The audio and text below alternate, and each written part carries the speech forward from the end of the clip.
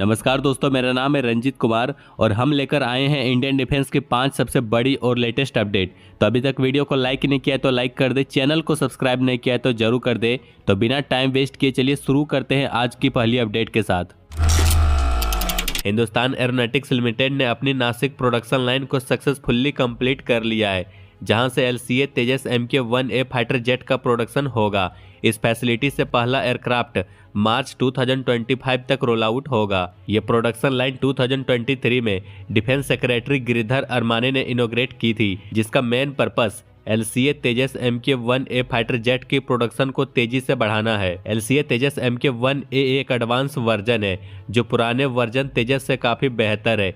इसके फीचर को अपग्रेड किया गया है ताकि ये और भी ज्यादा पावरफुल हो सके। साकेत चतुर्वेदी HAL के CEO ने नासिक फैसिलिटी को LCA तेजस MK-1A की डेडिकेटेड प्रोडक्शन लाइन में कन्वर्ट कर दिया है। इसका मतलब है कि LCA तेजस MK-1A की प्रोडक्शन कैपेसिटी में काफी इंप्रूवमेंट होगा, जो इंडिया के एयरफोर्स को स्ट्रेंथ करेगा और इंडिया के मिलिट्री कैपेबिलिटी को बढ़ाने में हेल्प मिलेगी। LCA तेजस MK-1A में पहले वर्जन से काफी एडवांस फीचर है, जैसे enhance avionics, better weapon system और ज्यादा पेलोड कैपेसिटी। यह अपग्रेड्स जेट की कॉम्बैट कैपेबिलिटी और ऑपरेशनल इफेक्टिवनेस को काफी इंप्रूव करेगा, जिससे ये और भी ज्यादा एफिशिएंट हो जाएगा। नासिक प्रोडक्शन लाइन का सक्सेसफुल कंप्लीटेशन और पहले तेजस MK-1A का रोल आउट इंडिया के इंडिजिनस डिफेंस मैन्युफैक्चरिंग सेक्टर के लिए एक बड़ा माइलस्टोन है। यह हमारी सेल्फ रिलायंस की तरफ एक और बड़ा कदम है और हमारे डिफेंस टेक्नोलॉजी को ग्लोबल लेवल पर मजबूती देता है। इससे यह भी साबित होता है कि इंडिया अपने डिफेंस के लिए अपने ही रिसोर्स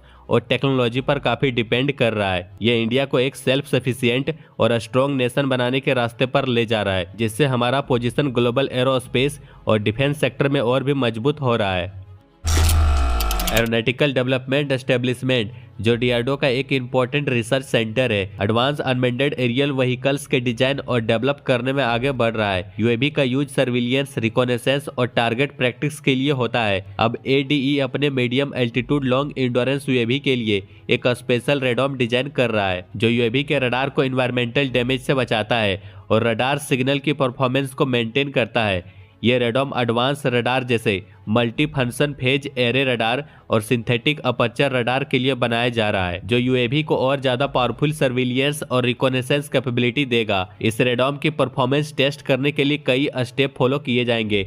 सबसे पहले रेडॉम को 360 डिग्री कवरेज इंश्योर करने के लिए अलग अलग एंगल पर टेस्ट किया जाएगा। फिर रियल वर्ल्ड सिनारियो को सिमुलेट करते हुए इसे +5 डिग्री से -45 डिग्री तक के इवोल्यूशन एंगल पर चेक किया जाएगा। रडार की फ्रीक्वेंसी कंपैटिबिलिटी के लिए 10 अलग फ्रीक्वेंसी पर टेस्ट कंडक्ट होगा और फाइनली रेडॉम के साथ और बिना रेडॉम के रडार सिग्नल की क्वालिटी कंपेयर की जाएगी, ताकि इसका एक्चुअल इम्पैक्ट समझ आ सके। इन सब टेस्ट के रिजल्ट को CEMILAC, जो एरोस्पेस कंपोनेंट के लिए सर्टिफिकेशन अथॉरिटी है, इसके गाइडलाइंस के मुताबिक डॉक्यूमेंट्स किया जाएगा। यह प्रोजेक्ट न सिर्फ UAV की इफिशिएंसी बढ़ाने के लिए एक मेजर स्टेप है, बल्कि इंडियन डिफेंस के सर्विलियंस और रिकॉनेसेंस ऑपरेशन को भी नेक्स्ट लेवल पर ले जाएगा। इस रेडॉम का सक्सेसफुल डेवलपमेंट इंडिया के मिलिट्री टेक्नोलॉजी के लिए एक बड़ा अचीवमेंट होगा। AMCA MK-2 एक 5th generation steel fighter jet होगा, जो 2032 से 33 तक ऑपरेशनल होने की उम्मीद है। इसकी खास बात यह है कि ये एक एडवांस AI बेस्ड सिस्टम के साथ घातक UCAV एक हेवी अनमेंडेड ड्रोन बॉम्बर को इंटीग्रेट करेगा। दोनों एक फैमिली ऑफ सिस्टम के तौर पर काम करेगी। घातक UCAV एक स्टील्थ ड्रोन है जो फ्लाइंग विंग डिजाइन पर बेस्ड है। इसका वेट 13 टन होगा और यह कंपोजिट मटेरियल्स और स्टील्थ कोटिंग का यूज करेगा, जो एनिमी रडार से बचाने में हेल्प करेगा। ये ड्रोन कई मिशन कर सकता है, जैसे एनिमी रडार को डिस्ट्रॉय करना, रिकॉनेसेंस करना और मिनी बॉम्बर की तरह आर्मर्ड व्हीकल और इंफ्रास्ट्रक्चर को नुकसान पहुंचाना। जो चीज इसे यूनिक बनाती है वो है इसके AI बेस्ड ऑटोमेशन। घातक UCAV अपने मिशन लार्जरी खुद प्लान करेगा और एग्जीक्यूट करेगा, वो भी बिना फाइटर जेट की कॉन्स्टेंट गाइडेंस के। AMCA MK-2 और घातक के AI सिस्टम एक दूसरे से रियल टाइम डाटा शेयर करेंगे और बैटलफील्ड को एनालाइज करके बेस्ट स्ट्रेटजी अपनाएंगे। और ह्यूमन ऑपरेटर का रोल सिर्फ मॉनिटर करना होगा, क्योंकि ज्यादातर डिसीजन मेकिंग AI सिस्टम ही करेगा। AMCA MK-2 और घातक UCAV का ये कॉन्सेप्ट फ्यूचर वॉरफेयर को बदल देगा।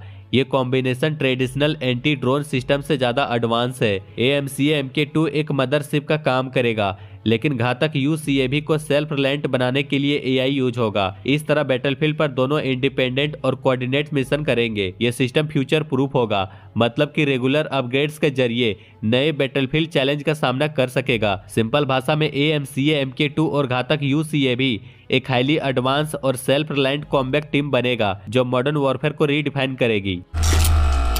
अमेरिकन फाइटर जेट जैसे F-35, F-16 और F-18 सुपर हॉर्नेट काफ़ी एडवांस होते हैं, इसलिए दुनिया भर के एयरफोर्स इन्हें अपने फ्लीट में शामिल करना चाहते हैं। लेकिन इनमें एक किल स्विच या बैकडोर होने का डर है। उससे कुछ इंपॉर्टेंट कंसर्न उठती है जो इंडिया के लिए काफ़ी क्रिटिकल हो सकती है। किल स्विच का मतलब है कि एक ऐसी टेक्नोलॉजी जो जेट को रिमोटली बंद या कंट्रोल कर सकती है। अगर ये सच है तो इसका मतलब है कि जेट बनाने वाले देश कभी भी इन जेट को डिसेबल कर सकती है। इंडिया के लिए ये काफ़ी इंपॉर्टेंट है क्योंकि हमारा डिफेंस फिलॉसफी सेल्फ रिलायंस पर बेस्ड है, और अगर US किसी जेट को रिमोटली कंट्रोल कर सकता है तो इंडिया को अपनी डिफेंस ऑपरेशन में प्रॉब्लम हो सकती है, खासकर जब जियोपॉलिटिक्स अलग हो। जैसे पाकिस्तान ने F-16S को यूज करने में रिस्ट्रिक्शन फेस की थी, वैसे ही टर्की को F-35 प्रोग्राम से बाहर कर दिया गया था क्योंकि उन्होंने रसिया का S-400 सिस्टम खरीदा था। ये एग्जाम्पल दिखाता है कि कैसे अमेरिका अपने मिलिट्री प्लेटफॉर्म को पॉलिटिकल टूल्स के रूप में यूज करता है। अगर इंडिया अमेरिका के जेट्स खरीदता है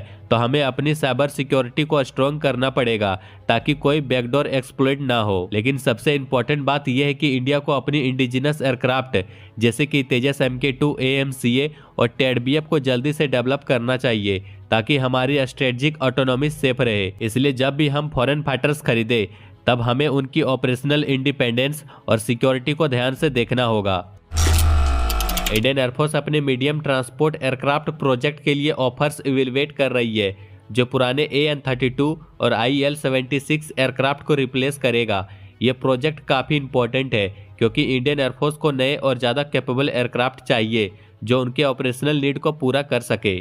MTRFI में कई एरोस्पेस मैन्युफैक्चरर्स की तरफ से इंटरेस्ट दिखाया गया है, लेकिन एक नया रिक्वायरमेंट आ गया है जो कंटेंडर्स को नैरो डाउन कर रहा है। इंडियन एयरफोर्स और इंडियन आर्मी दोनों ने डिमांड की है कि MTA को जोरावर लाइट टैंक को फॉरवर्ड पोजीशन तक ले जाने की कैपेसिटी होनी चाहिए। इसलिए लॉकहीड मार्टिन का C-130J सुपर हरकुलस इस कंपटीशन से आउट हो गया है क्योंकि इसकी carrying capacity Zorawar light tank को ले जाने के लिए काफी नहीं है। अब रिमेनिंग कंटेंडर से एम्ब्रायर का C-390M और एयरबस का A400M। C-390M 26 टन तक का कार्गो कैरी कर सकता है जबकि A400M 37 टन तक ले जा सकता है। C-390M में एक स्ट्रॉन्ग कार्गो रैंप है जो हैवी व्हीकल को ट्रांसपोर्ट करने में मदद करता है, जबकि A400M का कार्गो होल्ड भी काफी बड़ा है जो ज्यादा स्पेस प्रोवाइड करता है। इंडियन एयरफोर्स को लगभग 40 से 60 MTA यूनिट्स की जरूरत है और उनमें से कुछ एयरक्राफ्ट इंडिया में लोकली मैन्युफैक्चर किए जाएंगे, वो भी टेक्नोलॉजी ट्रांसफर के through. Zorawar light tank carry करने का रिक्वायरमेंट ये दिखाता है कि इंडियन एयरफोर्स अपने फ्लीट को मॉडर्नाइज कर रही है ताकि ग्राउंड फोर्स को हर सिचुएशन में सपोर्ट किया जा सके। इंडिया के मिलिट्री मॉडर्नाइजेशन पर अपडेट्स के लिए बने रहिए। बाकी लाइक एंड सब्सक्राइब जरूर करें।